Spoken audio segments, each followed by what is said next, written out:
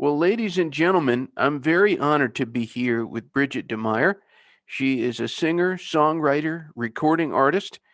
She has an authentic and powerful voice in music. And folks, she has a new record out March 26th. It's called Seeker. She describes it as a mix of poetry and soul. I'm so honored to have Brigitte here with us. Well, thank you for having me. I'm honored to be here. It's a pleasure. So how does this feel right on the cusp of a new record that's going to be out there and heard in the world? You know, it's always really exciting when you actually get to launch it and and show people what you've been working on. Um, you, I've worked on it for a long time, so we actually had to sit on it because of COVID, and so it's nice to finally have it released and be free. And hopefully, everyone will enjoy it. I Nice to think share your art. well, say that again? Nice to share your art. Oh, absolutely. So I think something that comes to my mind is the quote from Rumi, "What you seek is seeking you." So, Bridget, what are you seeking? I think on a daily basis, consistently, I seek feeling. This is going to sound boring, but I just seek to be peaceful. There's so much going on in the world, from you know being a musician and a working person, just trying to make that work. But before all that, my family. I have a son that I'm raising. That's a big job, and all the stuff that's going on the planet, from global pandemics and politics, and it's just every day I just seek balance and trying to find moments of peace where I just can gratitude, Mhm. you know, things to be grateful for. I'm trying to consciously be aware of all the things I have to be grateful for, I guess. And Important. also lastly, just feeling connected, because we're all sort of hiding out these days from each other, and so it's nice to feel connected. Very true. Anybody out there, they can watch this on your YouTube channel, and if they just type this in, Brigitte DeMeyer, Louisiana, there's a music video that they can see. Yes. Ha- Yes. Has Louisiana been an important place for you or a particularly significant place for you? Yeah, definitely. I mean, I'm a person that grew up in Southern California, and Louisiana was one of the first Southern states I went to.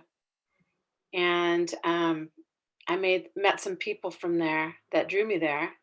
And there's just a whole different feeling and vibe amongst the culture of people there, and also the music I've discovered there, and how I feel when I'm playing there, when I've gone there to work. It's a whole different deep south, spooky, mystical, warm, magical place to me, especially New Orleans. I have a Yeah. great affinity for New Orleans. Well, on the note of affinities, I would be curious to know from you what were the artists and what were the recordings that you would say have made the biggest influence on you? Going how far back? I mean, when I was growing up, um, I I always loved soul singers like Aretha and Etta James, and Etta James was one of my favorite, and Stevie Wonder, Ray Charles. I loved gospel music, the Staple Singers, um, Pop Staples and Mavis Staples were people I listened to all the time. It just made me feel happy. Mhm. Um, I guess that was the origin of some of the music I started listening to. But I liked Southern rock. I liked the Beatles. And then more recently, Patty Griffin, great singer songwriter, Sean Colvin, and all the way up to different smaller groups, the Wood Brothers. Hmm. They're good friends and great artists, and I don't know. There's so many different things that light me up. I don't know, but the stuff that moved me deeply was R&B and soul. Hmm. I would say. Yeah. I always like to give credit where credit is due, and I listened to a great broadcast that you did on WSM, the Coffee and Cody program. Yeah, they've been really nice to us over there. Yeah. First of all, it was such a warm exchange, but also getting the chance to hear you singing. Was your voice something that was it something that you developed? How did you develop your voice? Uh, well, I always loved the feeling of singing from a Mhm, young age. I mean, I was just, it always made me feel a certain way. And then when um, I work on it, mhm, like I try to listen to a lot of different styles of music so I can strengthen my ear for notes. But also, I had a vocal coach for a while that helped me keep my vocal cords in shape, especially when you're going on the road and you have to sing for many nights in a row. You have to get a lot of rest and do vocal exercises. It's a muscle, so I work on that. mhm. And also just trying to be as relaxed as possible, which is not always easy when you have adrenaline going in front of an audience or whatever. Mhm, mhm. So it's a combination of things, but listening to a lot of other singers, making sure you get your mix right when you're about to perform, and just trying to do it as much as possible so your pipes stay in shape, is how I developed my voice, I guess. With, for example, this album Seeker or any of the things that you have recorded, is there a certain kind of environment that you like to keep or you like to have when you're recording music? Yeah, definitely. Um, you know, the most important part to me is being, if you're with the right people, any room that you're in, whether it's tiny or a huge studio, if you're with the right people that make you feel comfortable and there's chemistry there musically, and then that's the environment I want to be in. Or people that want to get it right. They're not trying to rush through it. I hope that makes sense. You just have. Mhm. It's all about being with the right people. It's all about the vibe. And so I think I'm forgetting the question now. Is there like a, when I'm recording, Mhm. is there an environment that I want to have? Just Yes.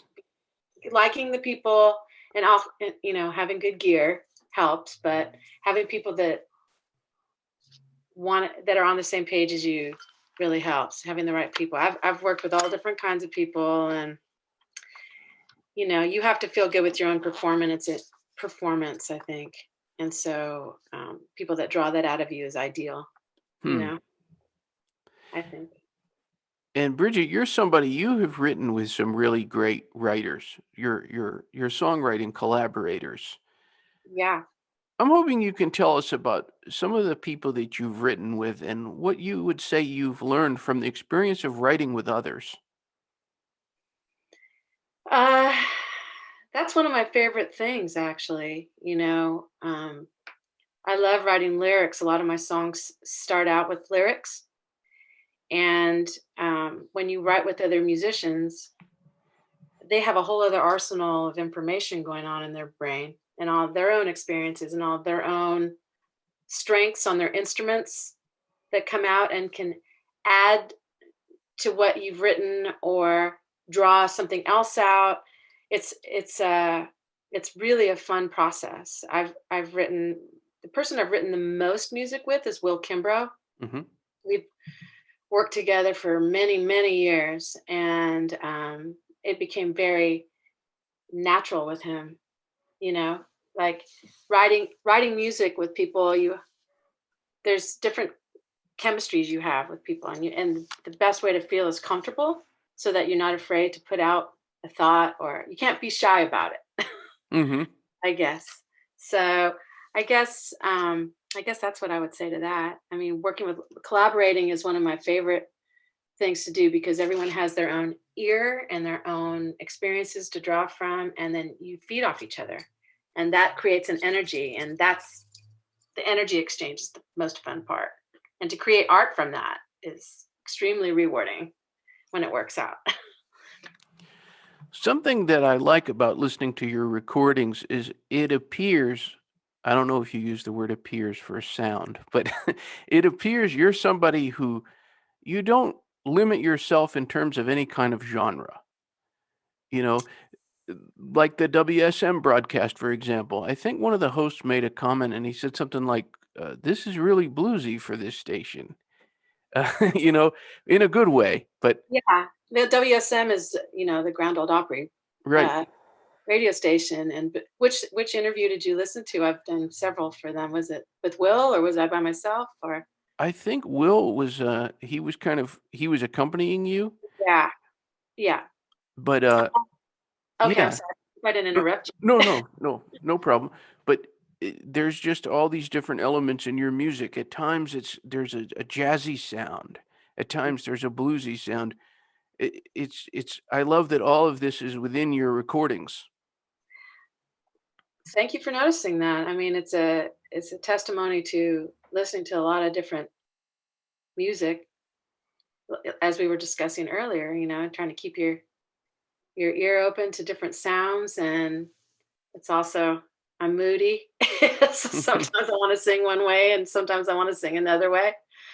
So WSM, you know, while they are historically country, whenever they've welcomed us on the program, they just let us do whatever we want. And so much music is embedded into those blues sounds from the South. You know, I really find that to be a backbone of a lot of stuff that I do, is having that blues feel, and it kind of spurns off into jazz, or it could even be folk if you want it to. Hmm. That's all that was in the beginning, you know. Yeah. Fo- the people spoke music, just how they sounded.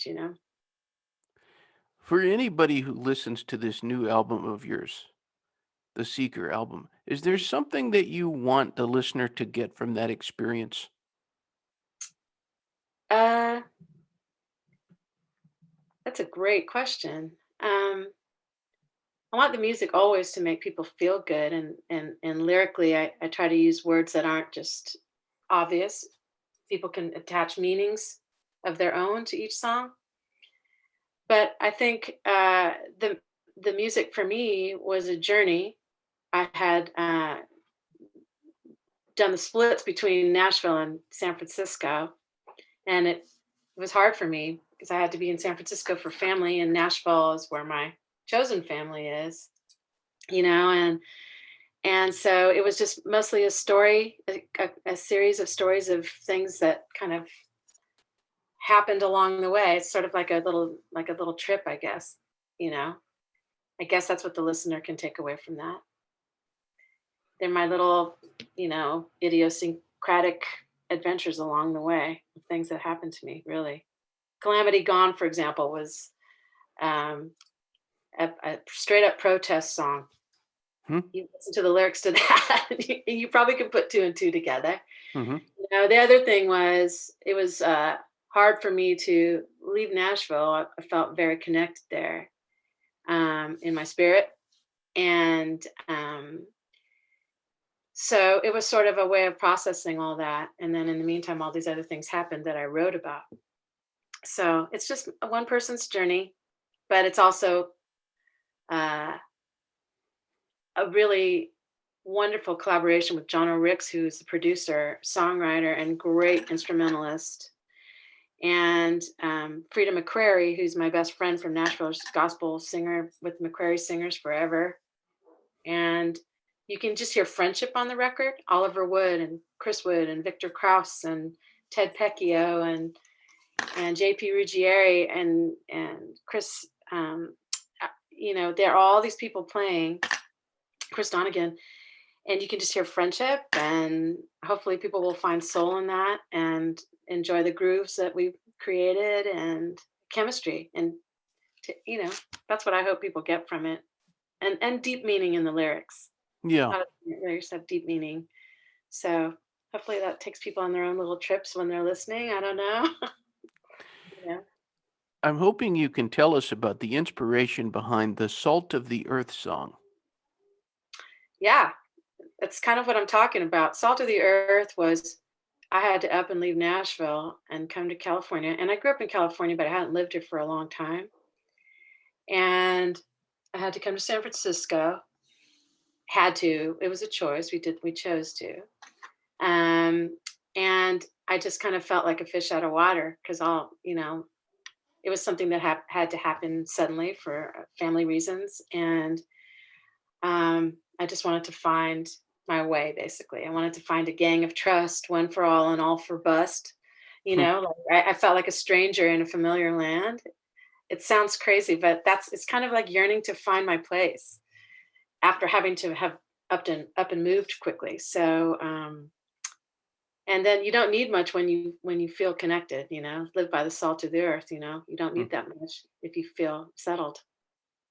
So that's kind of me just venting, I suppose. I'm looking. you know. It occurs to me, Sense? Does that make sense? Or yeah, I think so. And it's a great song on top. and that's Oliver Wood singing harmony vocal and Frida McCrary singing background vocal, and it was just more about seeking for belonging, basically, is Hmm. what that is. Yeah. It occurs to me that just by the virtue of the fact that you've lived in two different but really interesting places, Hmm. San Francisco and Music City, Nashville, Yeah. and the fact that you've chosen this path as an artist, it's there's no doubt that you have some great stories and you've interacted with some people who are iconic. Can you possibly tell the people out there a story from this journey that you've been on? Which you mean going back and forth between Nashville and Just San Francisco, or just my music journey? just anything that's happened in your journey as an artist.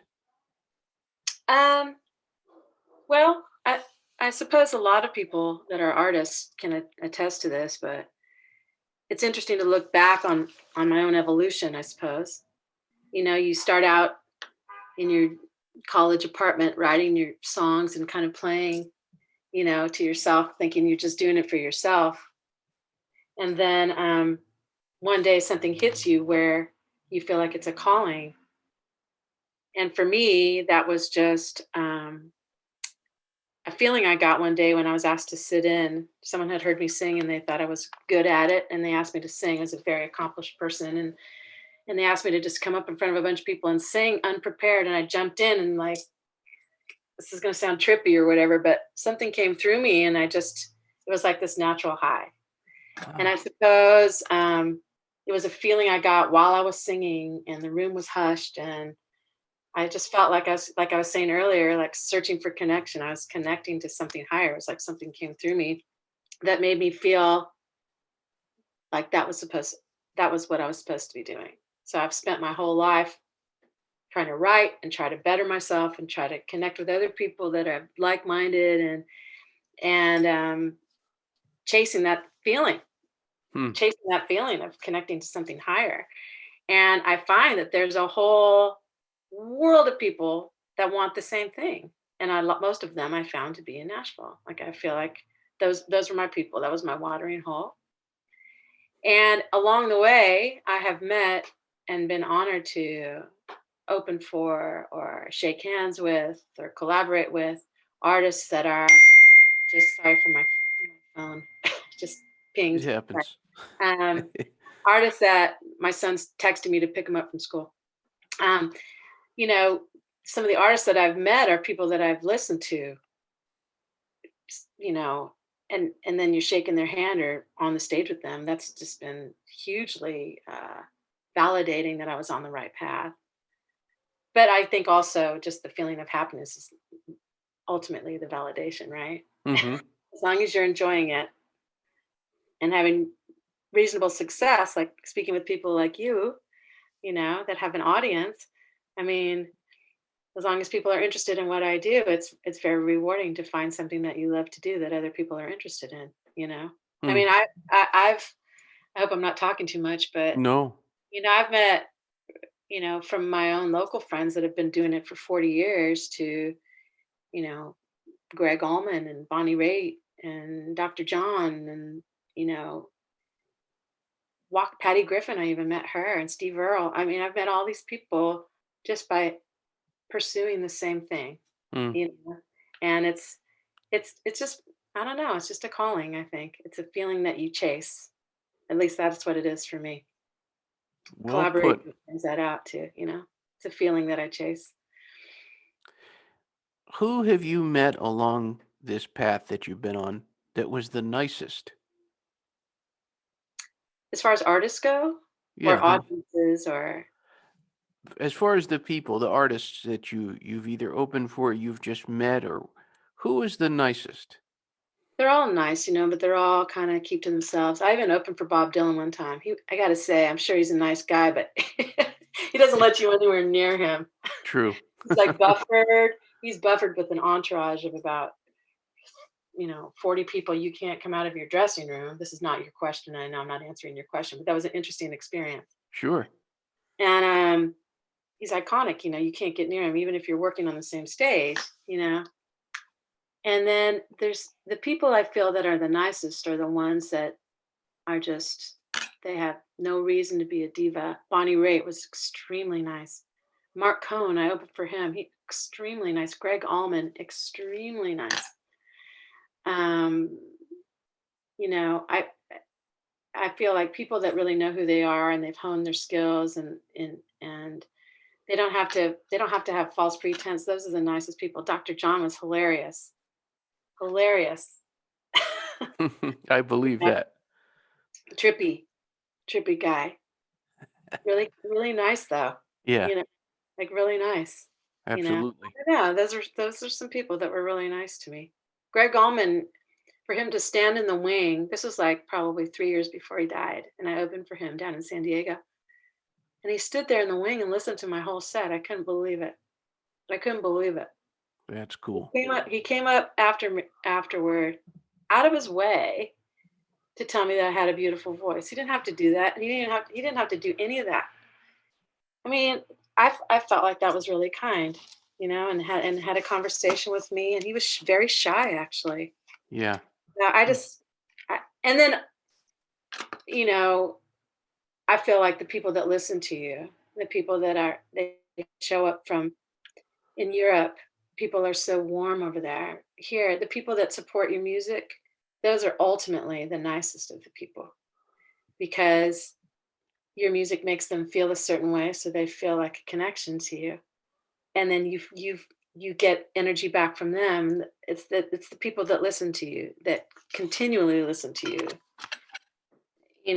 Those people to me are the most important and the warmest and the nicest, I think. The people that listen to your music and show up at your shows and drive 2 hours to be there. And, Hmm. you know, I don't know. That to me is the ultimate. But the celebrities that I've met, I've had some nice experiences. Yeah, for sure. Has there been anything about your career as an artist that has surprised you? Um, wow, that's what a question that is. That's a great question. Yeah, lots of things. Like, Hmm. you know, that I mean, my husband always teases me. He always says, "You don't know how good you are." Hmm. You know? And um, to play in front of people and have them react certain ways, just I'm just doing my thing. And it always is such a nice surprise when people like it.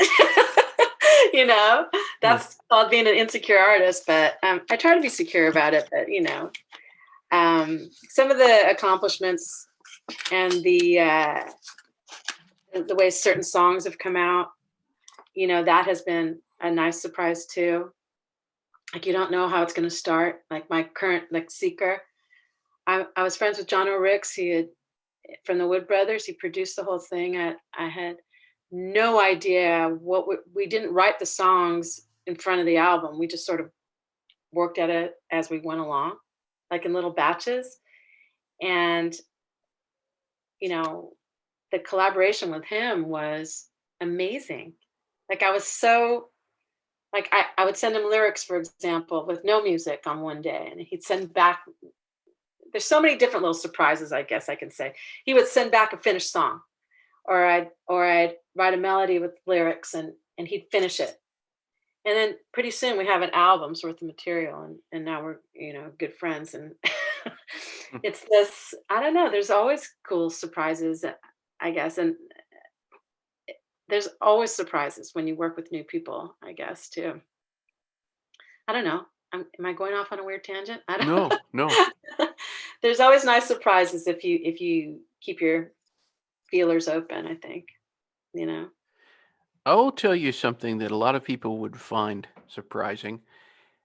You were able to write a song that's like a jazzy song, I Yeah. think. When I wrote a review of the last Buffett studio album, I said I could imagine Jimmy Buffett holding a martini in some kind of jazz club singing this song. You wrote a song called Half Drunk. Yeah. Yeah. What inspired that? Oh, so funny. Well, I wrote that with Will Kimbrough. We wrote it. It's one of those songs, some songs will take a year or two to write. That song took about 20 minutes. And it was just him and my banter fooling around one day.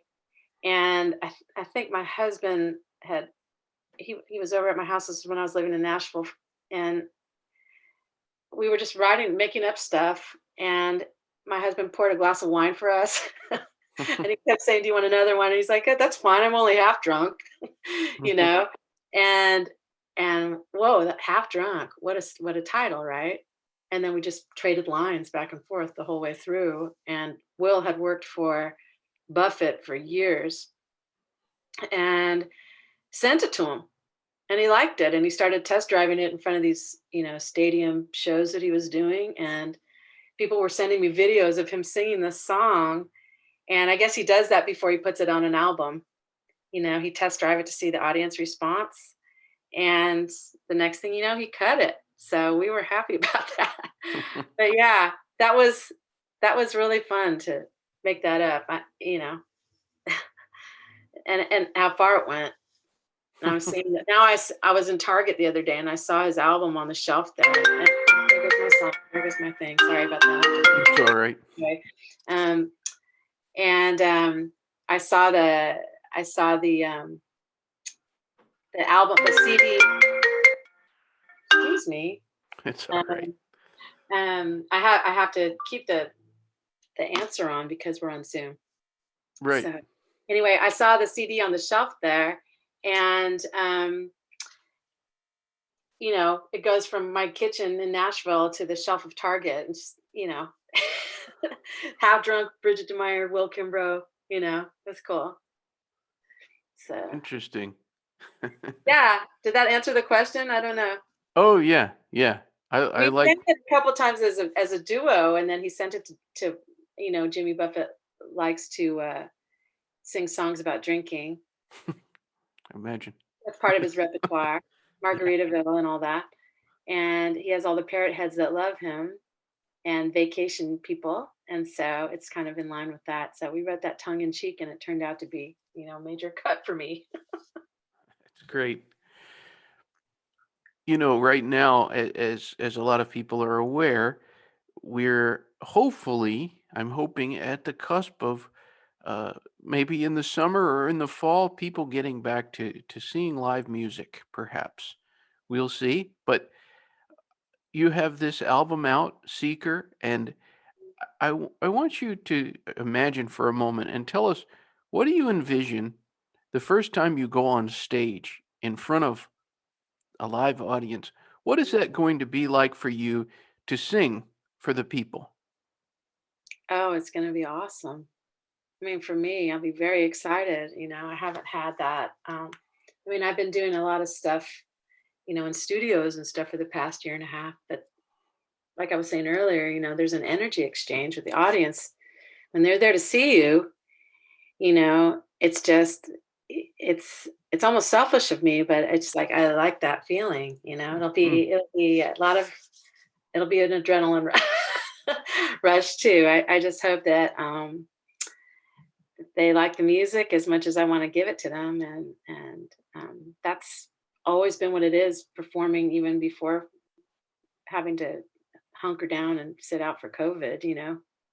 I know a lot of people are getting vaccinated now and rebooking their tours, and the natives are getting restless. I feel a little energy shift. I'm hoping that it continues. But I'm Yeah. very excited to get back out there. Yeah, very excited. What is the best thing about being Brigitte DeMeyer?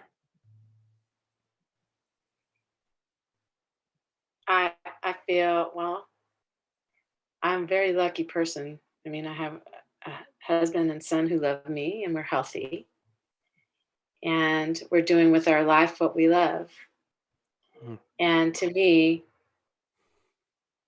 to have your health and to be with people you love and to be able to do with your life what you love is the ultimate to me. I mean, I get to be my husband. I give him full credit for this. You know, when we first met, I was working a day job in a marketing department, and um, would do my gigs at night and on the weekends whenever I could. But I'd have to get up at, early, no matter how late I stayed up the night before. I'd have to go to work. And he encouraged me after we got married to stop working a regular day job and just to try pursue music full time, and that he would support it, and so it's taken a few years, like it does with everybody. But to be able to do what your gift is, or what your passion is, or anything that you feel is your calling, that's a huge, that makes life a whole different experience than what my experience was before, which was fine. Now I feel really lucky, Hmm. you know that I get to do it at this level. Well, Bridget, congratulations on Seeker Thank and you. all of these accomplishments of yours. I always like to give the guest an open forum as much as I can, and I don't want anybody to ever feel limited by a question. I like to ask these open-ended questions sometimes. Yeah. But I know that there will be people who watch, they love you, they're fans of yours, and also some people who they're just finding out about you. What would you say to anybody who is tuned in with us? About my work or about my music, you mean? I'm sure they're listening to you because of the music. So True. I'd say, hi. Thank you for tuning in. And if you listen to this music, it's not just about me. It's about me and uh, my work with other really talented people that come together and create this acoustic soul kind of vibe in the music. And it's from the heart, and it's honest and painterly and a little greasy, and I hope that you'll like it. And that to get to know you, come check out my website. I'll be blogging, and that's how you meet people and make friends. I've made some really good friends from being an artist, and we're all in this world together. So if anything that I do makes you feel good, then let's be friends. Well, somebody, John Paradise, who is a fan of yours, he asked that I all he said was just say hello. Hi, John. So there. John. Thank you for listening. Well, the website, it's brigittedemeyer.com, correct? Yes. Okay. Well, thank you very much for spending time with us. It's most appreciated. And thank you so much for your interest and for having me and supporting the new record. And thanks everybody for listening It's and an tuning honor. in. All right. Until next time, I hope. Yep, you got it. Thank you. Have